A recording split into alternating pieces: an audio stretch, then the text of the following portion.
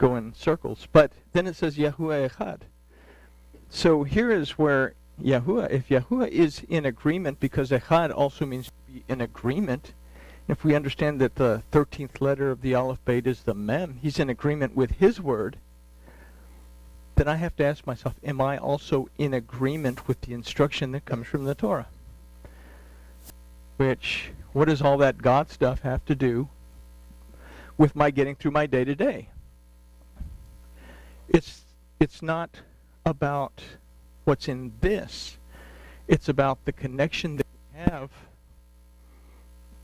with something that we have to recognize is always present if we will simply build a relationship with our Elohim. So that takes us through Bereshit 5, is that if I'm in the darkness, I have to be willing to receive instruction. Then I have to be willing to perceive that instruction, discern that instruction, understand that instruction, apply that instruction, in order to move my existence towards the light that is the morning. So, now we can begin the lesson, now that we have the background.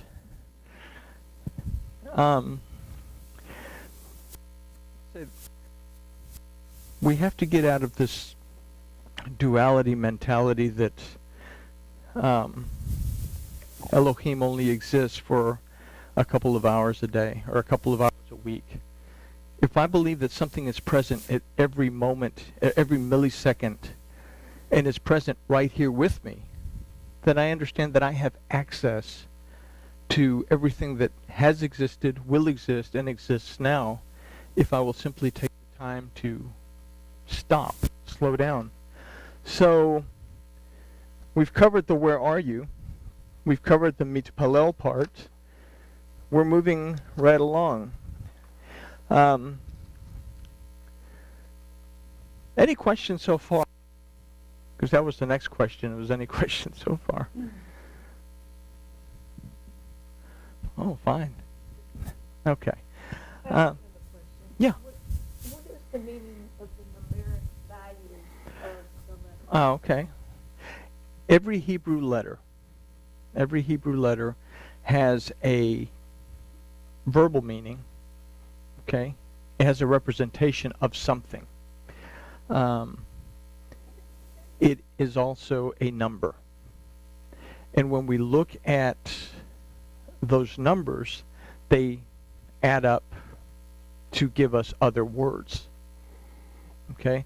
So we can actually get one meaning out of one word or one letter that gives us an entirely different scope of understanding on something else. For example, I am the first and the last. Let me hear that one. Okay? We have I think I'm dancing with this thing. We have a Greek understanding that I am the Alpha and the Omega. A lot of people will disagree, but the Torah, the Bible, wasn't translated into Greek until Eusebius decided, well, he didn't decide. Constantine asked a guy named Eusebius to write for him 50 copies of the Bible in Greek so that he could distribute them. Up until that time, it had been in Aramaic, which I think I can't remember if it's Clement or Origen said that the Bible, the Gospels, are in the language of the Hebrews. So people want to say, oh, well, it was originally in Hebrew. Well, the Hebrews didn't speak Hebrew. They spoke Aramaic because they had been in captivity for so long. When they came out, they spoke the ancient Yiddish, so to speak. Yiddish is German and Hebrew. In this case, it was Persian and Hebrew that had been combined into something called Aramaic. But if we look at that, it actually says, I am the Aleph and the Tav.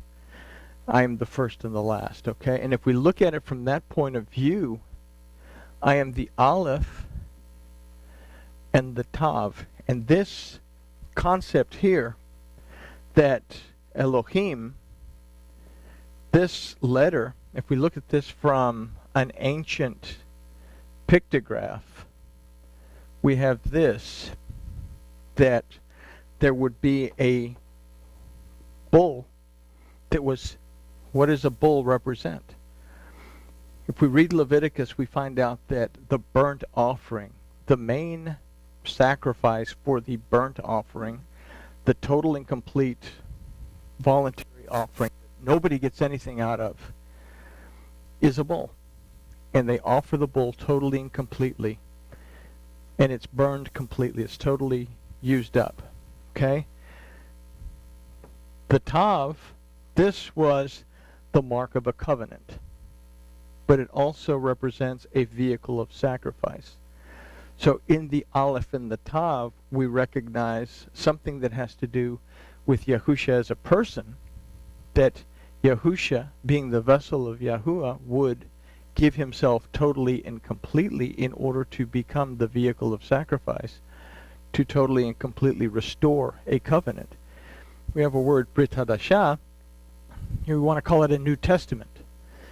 But there's really nothing new about the Testament. It's not a new story. The stories existed for thousands of years prior to Yahusha. It's just Yahusha brought out the storyline and explained it to us.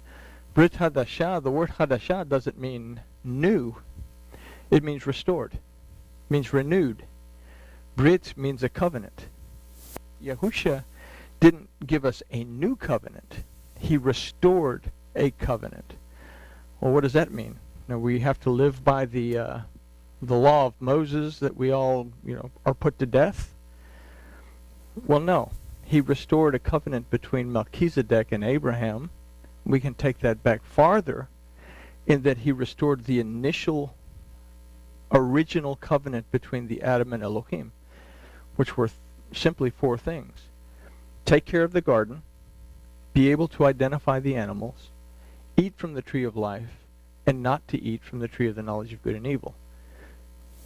That equates down to a concept of Yahusha made it possible for us to build a relationship with our Elohim so that we take care of the garden, we take care of the life and the responsibility for keeping that life that he has given us. We're able to name the animals. And this is a very interesting play because it plays out again with Noah, who takes clean animals and unclean animals into an ark. What is it to name the animals? To be able to understand the things of Elohim. How do we do that? By eating from the tree of life and not depending on the tree of the knowledge of good and evil. That plays into, and I probably haven't answered your question, but the numerical values of the letters will give us a more rounded understanding of what a particular verse is telling us about. I don't know if that helps. Okay. But we look at this from the letters themselves, Aleph and the Tav. We could look up a whole bunch of different combinations. Where do we find verses with that numerical value? Where does it lead us into the next direction as far as our study goes? We have a book of instruction. Are we able to use the book of instruction in order to build our relationship with our Elohim? There. All right. Any other questions? Because at this point, it might be a little bit late to go into all that. I hope you all didn't mind. This has been on my mind for a while. We can look at Hosea and we can look at the helical time span and all this stuff, but every now and then, we have to go back and try to answer these questions and figure out where we're at so that we can move forward. All right, well, I guess in that case, grooviness has been achieved.